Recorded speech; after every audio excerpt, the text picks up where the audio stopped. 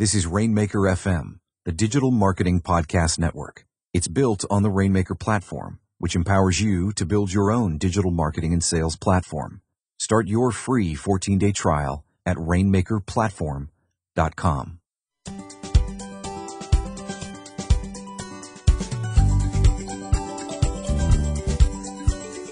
Greetings, super friends. My name is Sonia Simone, and these are the confessions of a pink-haired marketer. For those who don't know me yet, I'm a co-founder and the Chief Content Officer for Copyblogger Media. I'm also a champion of running your business and your life according to your own rules.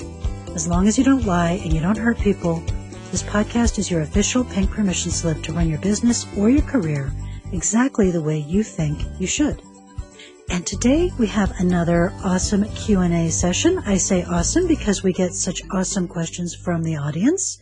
If you want to ask one today, go ahead and drop one into the comments section. Now, if you're picking this up on iTunes, you would need to go to pinkhairedmarketer.fm to find the episode, and then just drop a question in the comments box, and I would love to answer it in an upcoming episode. So the first question comes from a friend of mine who's a new Rainmaker customer, and he's moving his site from his old installation to Rainmaker, and he has some concerns about duplicate content. And I see this all the time, especially when we talk about syndicating content for a wider reach, but also because in this particular case, my friend has a sales page. He has a landing page that's designed to get someone to take action, and it's appearing two different places on the web with pretty much the same exact content. And so he is concerned about what people call the Google duplicate content penalty. So I want to talk about that first, and then I want to talk a little bit about how to think about Google and different kinds of pages on your site. So the first thing to know and put your mind at ease about a little bit is that there is not actually a duplicate content penalty. There are things you can do on your website that Google looks at, and the magical robots decide that that doesn't smell good to them, that smells like spam to them, and they will penalize your site. Having multiple versions of the same content on the web is not one of those things. There is no penalty. The penalty, if you will, can be confusion. So if you have lots and lots of different pages on your site that have the exact same content on them, Google's algorithmic robots can get confused about which is the real one, which is the proper authoritative one. In fact, the canonical one. And so there are things that you can do to mitigate that confusion because, when a computer program gets confused, it tends to not work properly. And so the search engines, Google and the other search engines, can have some trouble figuring out what content to rank if they can't figure out what's what. So if it is a page that you think would be valuable to you to rank on Google, and that is a goal of yours for that particular page, you can do something called creating a canonical reference. So it's a tag that you put on all the pages that are not the real page. They're the, extra pages, and just tag all the different versions of that content and say, that one over there, that's the real one. That's the canonical page. And so everything else is just a copy of that page. It just helps those little robots figure out what's what so they can rank what they should rank. But here's the deal. The real issue, the real business issue behind this question is the one that needs to get answered, which is a sales page. Let's say you have a page on your site that is designed to take someone who's been reading your blog for a while and convert them to some form of paying customer, a customer for your professional services business, or a customer for a product, or for a course, whatever it might be. You have a page that's designed to convert that person's attention into some form of action, and that's called a landing page. What you need to understand is that there are two realities on the web. There's Amazon and eBay reality, and then there's the reality the rest of us live in. And in our reality, those kinds of landing pages, if they are designed to take attention and convert them into behavior, like registering to vote or buying a product or getting on an email list, most of the time, those are not the pages that are going to rank in search engines for our site and our business. So, I would love it if my page that would get people to sign up for my email list would rank in the search engines and people would go right to that page and sign up. But that is not the reality I live in. Now, if you are Amazon, if you are, even eBay, even though their listings come and go, the sales page, the page where somebody has a buy button, will rank because those sites are so massive that, their reality just looks different than my reality and your reality. For you and I, when we're talking about getting content to rank in search engines, the content that we are going to optimize, that we're going to promote, that we're going to give all of the boosts to try and get that search engine traffic is content and what we call attraction content. That is the content that is designed to bring new people to us to find out more about what we do. And so it's blog posts, it's FAQs, it's answering customer questions. That's the kind of content that will rank in search engines for a business that doesn't have the scale of something like an Amazon. It's called we call it attraction content. And it's the attraction content that leads people to perhaps the page to sign up for your email list, to the page where they might be able to sign up to work with your service or your firm or buy something from you. So that's what we call action content. So trying to rank for a sales page is not, for most of us, something we want to put our time and energy into.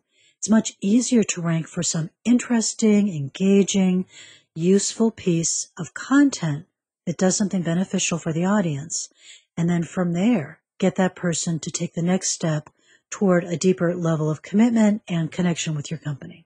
The next question comes from Patrick Garmo, and it's a really cool project he's got going. It's not in my wheelhouse, but I thought I would share my ideas, with the caveat that I am coming at this from a very specific point of view, so it may or may not be beneficial or relevant. Patrick launched a site called tipperosity.com, and it's a free site. It's designed for a community of people who want to exchange tips. So, I took a good look around. It's a cool site. It's very interesting. And he's just thinking about non-spammy ways to get new people to the site. So it's been kind of a unique challenge. The content's all free, and he's had to widen his thinking on what kind of free content he can give around the product. So his current plan is to guest post in one of the niches covered by the site.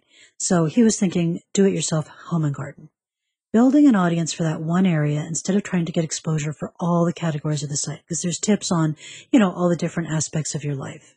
Now, some of the other ideas he's had, creating some press by attaching tips to certain holidays and promoting it to local media in a press release, running Facebook ads to the content, running category-specific Twitter feeds so people can follow a particular kind of tip on Twitter, and an email sign-up, which will be segmented based on interests.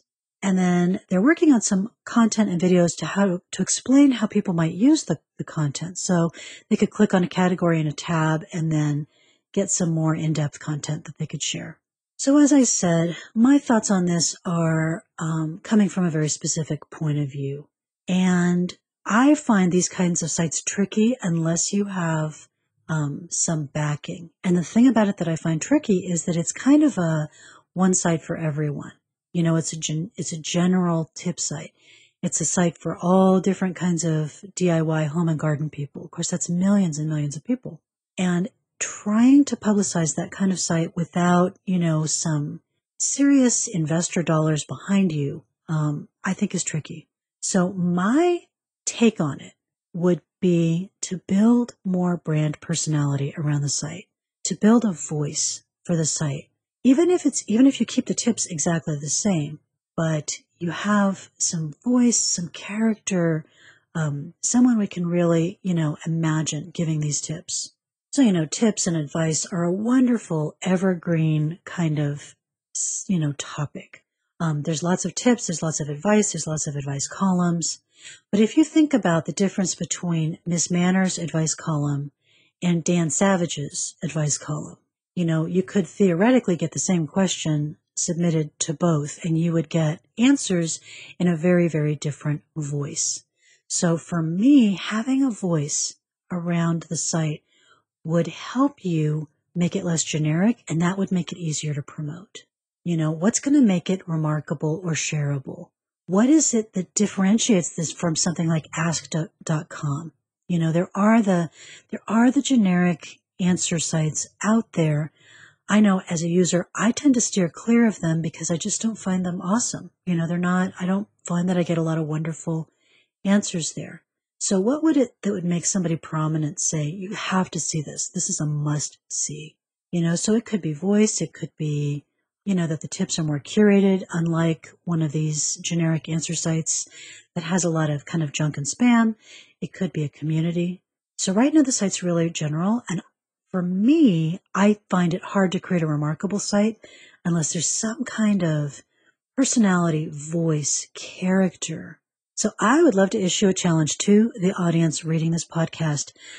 Give us a reason, to make tipperosity a must-do part of our day.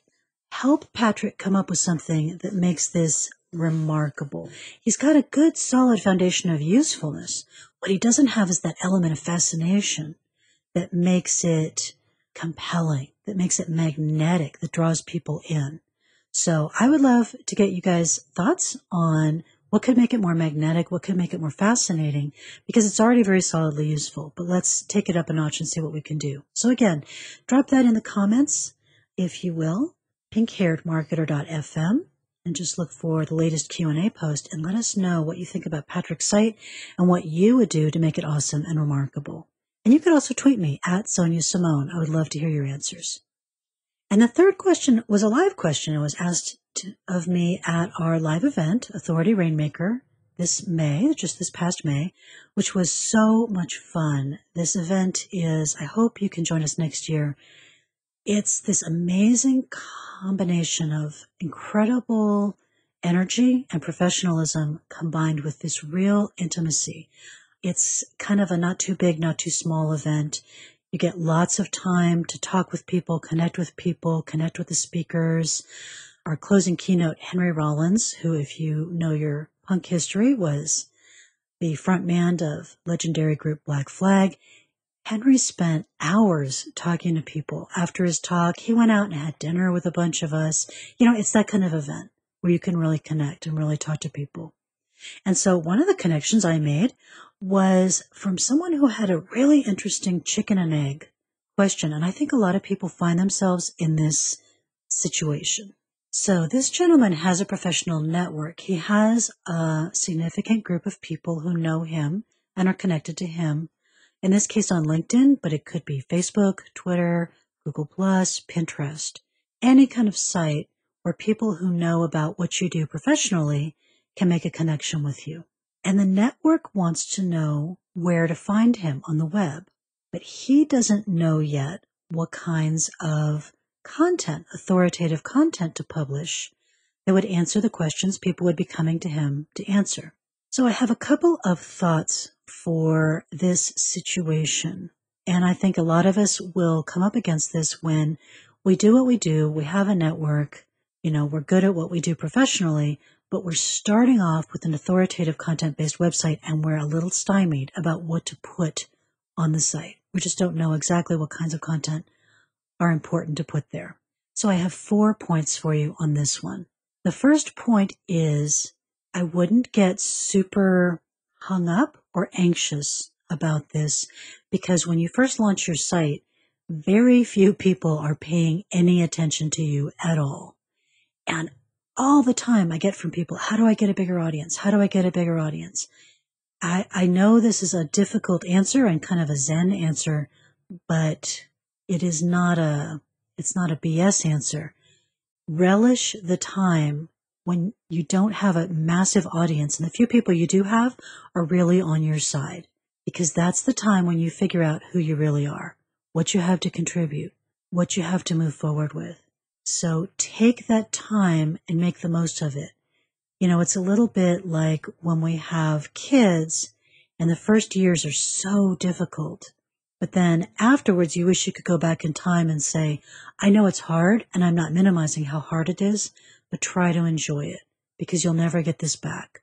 It is really kind of a magical time when you can find your message and really understand how you can help others without tons of people gawking at you.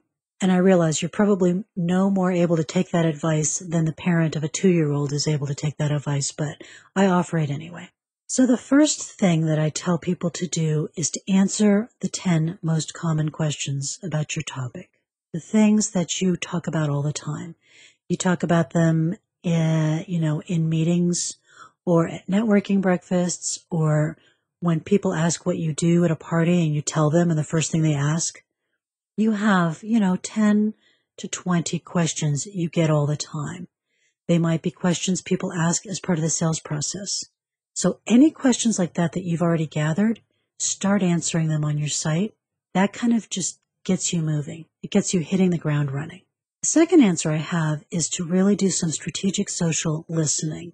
And what that means is if you do have that network, that professional network online, you have a good LinkedIn, set of connections.